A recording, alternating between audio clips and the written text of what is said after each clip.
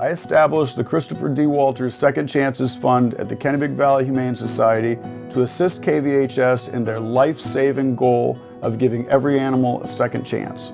It is also to make animals in our care adoption ready. So if a dog comes in with a broken bone or if they need behavior modification, it gives us the funds available to spend as much time as possible with these animals. So I'm very excited about what the Second Chances Fund does.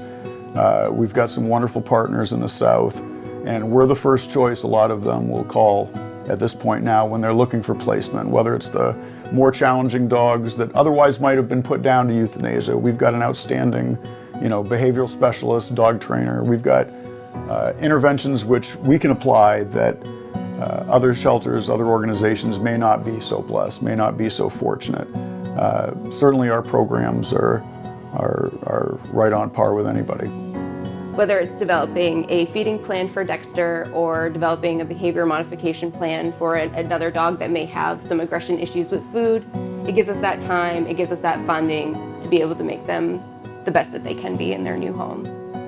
When Dexter first arrived at our shelter, it was extremely heartbreaking to see how emaciated he was.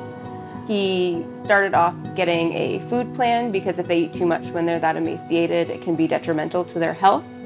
So he started off on a 200 calories a day diet for 1 week, switched to 400 calories a day after the first week, and now he's on an 800 calorie a day feeding plan.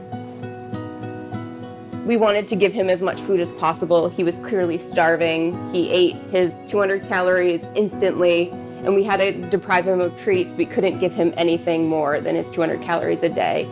Now, looking back at that, we're able to give him a few more treats every day. We're able to, make him happy in other ways, and it's just really, it's a great feeling to know that we saved this dog's life.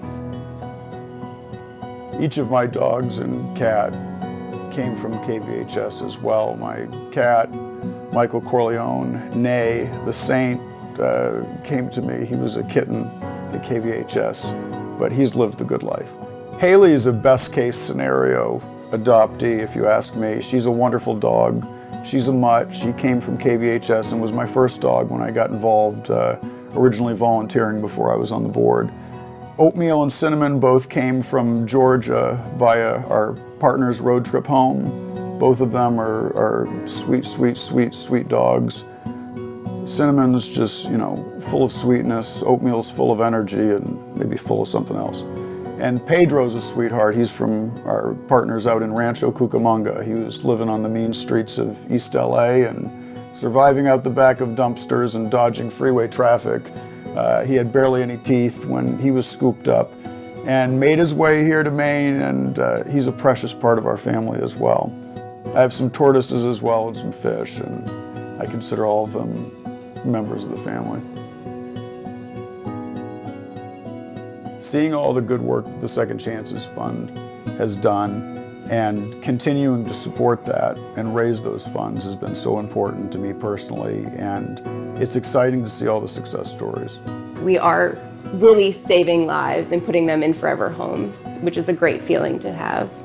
Seeing the work that's done by Hillary, seeing the staff, the board of directors, the volunteers, it's inspiring. Seeing people like Sandy, it's a blessing to be involved. Seeing the support, the longtime support of the Schumans, seeing the support of folks in the community, it's inspiring.